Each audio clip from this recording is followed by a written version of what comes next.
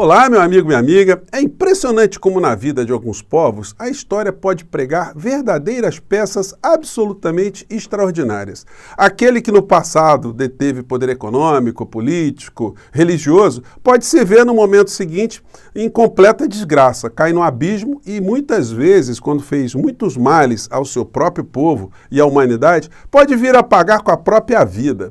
Isso não está em curso aqui no nosso país com esse grau de dramaticidade, mas aqueles que fizeram muitos males ao povo brasileiro estão em vias de pagarem com a sua liberdade e irem para a cadeia, isso a gente já está vendo já de uma maneira muito mais clara. E, infelizmente, alguns desses criminosos que atuaram no governo anterior estão escapando. Alguns, como a gente sempre diz aqui, eles são super profissionais. Eles fizeram o mal, mas sempre se esconderam atrás da figura nociva do ex-presidente da República e do clã aparente. Aqueles que não apareceram, esses foram os mais perigosos, sobretudo porque foram apoiados por grandes estruturas de comunicação que nunca revelaram os passos que essas figuras estavam dando. Mas agora, pelo menos os que estão mais aparentes, eles estão agora sendo responsabilizados e a discórdia começa a vir à tona de uma maneira como a gente ainda não tinha visto. A gente está em vias de ver um pai vendo o filho ser preso e o filho vendo o pai ser preso, ambos sem poderem fazer absolutamente nada um em favor do outro. Aliás, estão até complicando mais a situação familiar, né, do clã. Me refiro especificamente ao ex-presidente da República e o seu filho predileto, o Carluxo. Algumas coisas muito significativas confirmam isso que eu estou dizendo para vocês. Eu vou compartilhar aqui algumas informações, algumas cenas, mas antes de mais nada, é muito importante convidar você que está chegando agora ao nosso portal a se inscrever aqui conosco. Você que é muito bem-vindo. Todos os dias nós fazemos análises da realidade brasileira. Você desde já está convidado a participar aqui dos nossos chats, que todos os dias eu abro aqui entre 5 horas, 5 e meia. Compartilhe os nossos vídeos, indique o nosso portal para outras pessoas, enfim. E não se esqueça de dar o seu comentário para cá e o joinha também, porque ajuda a chegar o nosso portal chegar a mais pessoas. E se puder, se inscreva também no nosso clube de membros, que está crescendo a cada dia, assim como o nosso portal também, tá bom? Então, vamos seguir em frente. Gente, temos muitas notícias aqui, muitas situações muito interessantes hoje, né? Para começar, um personagem que esteve grudado ali com a figura do ex-presidente da República, né? Um militar, enfim, e que tem um pai militar de uma família militar. É uma pessoa que vive de salário público, pode ser considerada uma pessoa rica? Bom, para os padrões brasileiros, até pode, né? Mas pode ser uma pessoa rica também fora do nosso país, vivendo com salário pago pelo povo do seu país? Enfim, nós vamos ver algumas contradições, algumas situações que, infelizmente, os grandes veículos de comunicação ainda não jogaram muitas luzes, mas eles vão ser obrigados porque a coisa está brotando, a coisa está se irradiando de uma maneira que não vai dar para esconder, para abafar muito tempo, né? Matéria da CNN. Novos advogados de Mauro Cid manifestam respeito ao STF e solicitam autos do processo a Moraes. Então quer dizer que agora o pessoal do Bolsonaro, o bolsonarismo, agora eles respeitam o STF, agora eles não vão fazer bravata, não vão ameaçar ninguém de morte, de destruir a instituição, não vão ficar fazendo um monte de bravatas. Agora eles se conscientizaram, né, que existe uma coisa chamada democracia e Estado democrático de direito. Então, um bom caminho, mas isso não vai aliviar a vida da família Cid, né, porque contradições, né, gente? Olha o tamanho da mansão dos familiares do Cid nos Estados Unidos. Vai ver que é por isso que muitos americanos têm raiva de estrangeiros, né? Chega um servidor público aqui do nosso país, enfim, pai militar, o filho militar, e de repente eles constituem empresas nos Estados Unidos e compram vários imóveis que um americano ao longo da sua vida inteira não consegue comprar. Então eles acabam ficando com raiva, né? Que povo é esse, né? Que tem servidores públicos que vêm para cá e compram os nossos imóveis. Isso aumenta, né, o preço dos imóveis de uma maneira geral, porque sobram menos imóveis, né, disponíveis ali para a sociedade, né? Enfim, como é que pode uma coisa dessa e como é que pode esse tipo de situação estar colado ali na figura do ex-presidente da República e isso ainda não ter ganho os grandes veículos de comunicação para chamar a atenção do povo brasileiro, né? Bom, eles podem até fazer esse tipo de procedimento, mas o problema é que a justiça está andando, o processo está andando, as informações estão aparecendo e no final da história o Cid aí, se ele não contribuir com a elucidação das verdades que nós já sabemos em sua grande parte, ele vai ficar encalacrado solitariamente, né? Pois bem, a fila está andando para outros cantos também. Hoje a gente teve essa notícia aqui. TSE condena Nicolas, Carla Zambelli, Eduardo e Flávio Bolsonaro por fake news sobre Lula. Ó, ontem o Flávio Bolsonaro já foi condenado também numa outra mentira que ele publicou na internet. Então essa gente vai ter que fazer muita vaquinha. Os seus eleitores vão ter que fazer arrecadações permanentes, como se fossem de fato uma igreja, uma seita, né? Arrecadando ali os seus dízimos para sustentar os crimes que essa gente praticou. Só que vai ter uma hora que eles vão começar a ir para a cadeia também em fila, porque a mamata da impunidade acabou. Essa gente, enquanto tinha ali o Bolsonaro fazendo ameaça, né? As minhas forças armadas, milícias, enfim, eles achavam que podiam tudo, sobretudo com o apoio do senhor Augusto Aras e da senhora Lindora Araújo. Mas esse tempo já está quase no finalzinho. Então a fila andou e eles vão ter que desembolsar alguma grana, né? Aquelas economias que eles fizeram vão ter que começar a queimar essas economias com detalhe, né? Não dá mais para esconder a rachadinha, não dá mais para esconder o produto do crime, porque agora a sociedade, o Ministério Público, a Polícia Federal já estão todos, né, avisados, todos já estão vendo como é que as coisas funcionam. Bom, e aí, gente, a catástrofe familiar. Carlos Bolsonaro barra acesso do pai às redes sociais desde anúncio de que abandonaria perfis. Gente, eu comentei com vocês essa coisa absolutamente impressionante, né? O Bolsonaro tá um mês sem publicar absolutamente nada, sumiu, parou de fazer live, enfim. E agora sem o seu círculo mais próximo, né? E sem o Cid ali que auxiliava o Bolsonaro nas suas lives. E sem o Carluxo produzindo algum tipo de material, o Bolsonaro ele realmente deve estar numa depressão profunda, né? Solitário ali, trocando falas apenas com a sua esposa, né?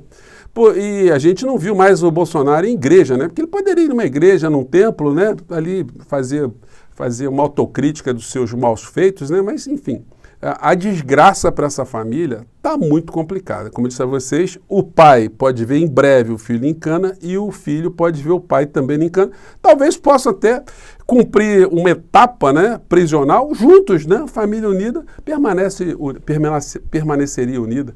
E aí, matéria de hoje também. Carlos e ex-esposa de Jair Bolsonaro receberam 477 mil em dinheiro sem origem identificada. Gente, é impressionante. Os funcionários do gabinete do Carluxo recebiam salário e já tiravam dinheiro.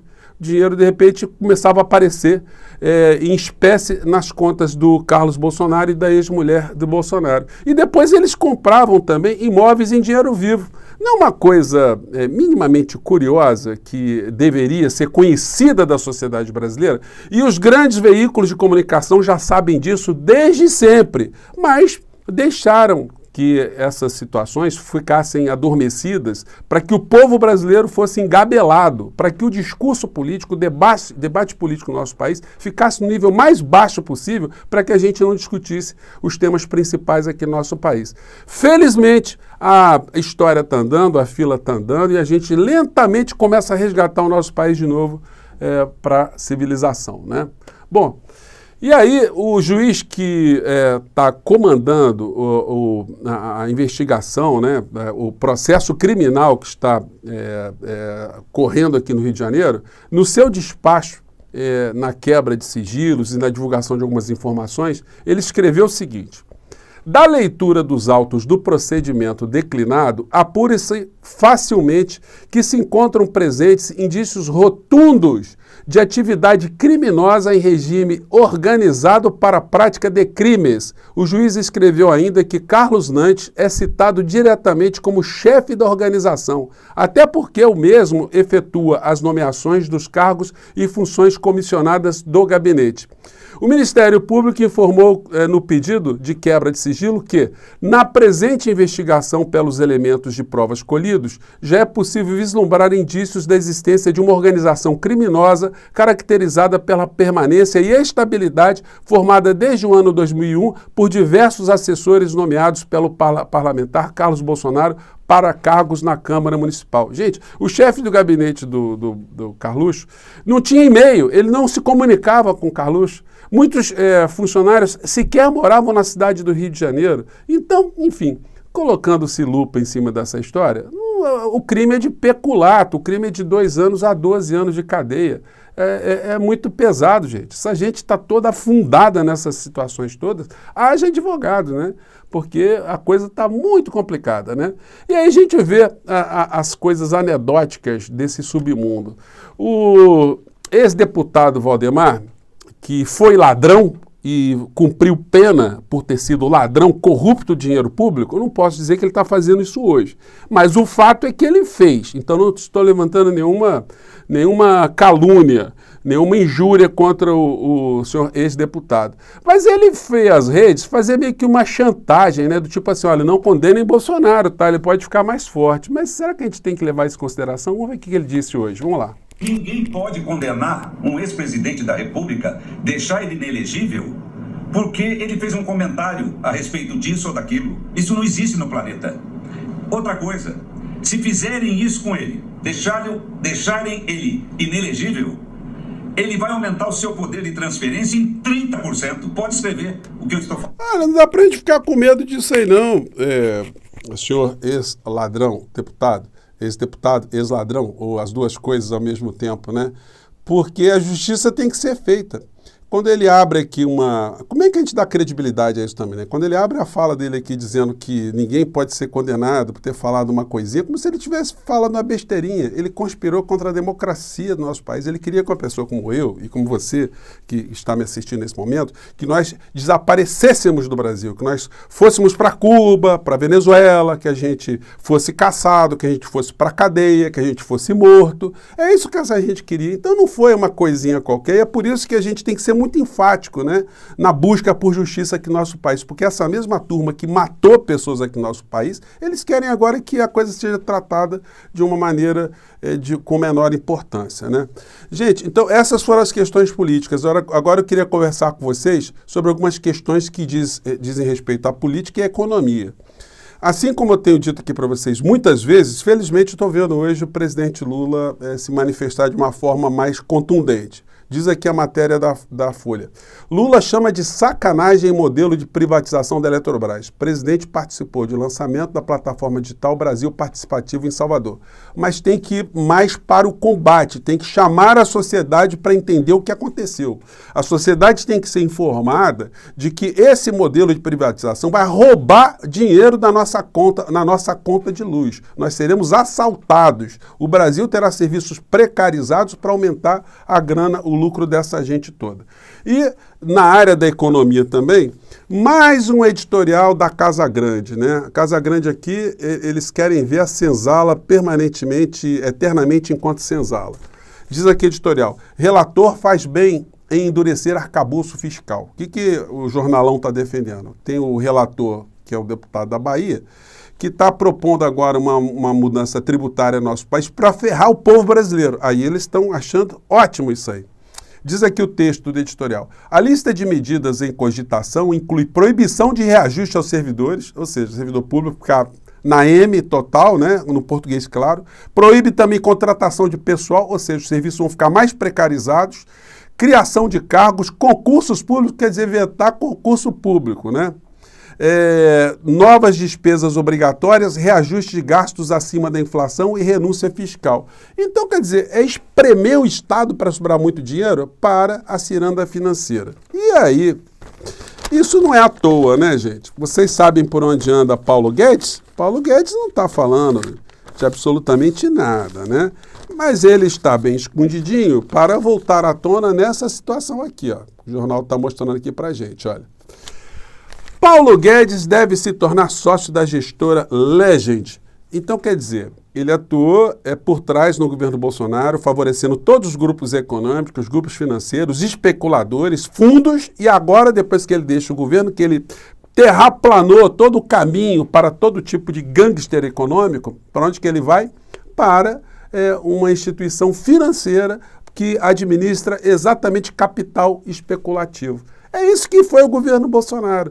Os trouxas foram para a cadeia, foram acreditando em patriotismo, nas bravatas, na insanidade, foram para para várias situações ruins e agora estão vendo o preço que eles irão pagar e também estão vendo que os mais espertos escaparam por todos os lados, né, deixando ali grandes problemas para muitas pessoas. E até a PGR, né, está pedindo a condenação de Collor de Mello. O processo de julgamento começou hoje. Quando a Lindor Araújo e o Augusto Aras pedem a condenação de alguém ligado a Bolsonaro, é porque o rabo está muito grande, né? E a fila está andando e o rabo está ficando lá atrás. Gente, eu vou ficando por aqui. Tem muita coisa para a gente conversar aqui no nosso país, ainda bem que nós temos esse espaço aqui. Vamos continuar cada vez mais jogar holofotes de luzes sobre essas criaturas, porque eles têm que pagar por aquilo que eles fizeram contra o povo brasileiro. Eu fico por aqui, um grande abraço, até o nosso próximo encontro. Tchau.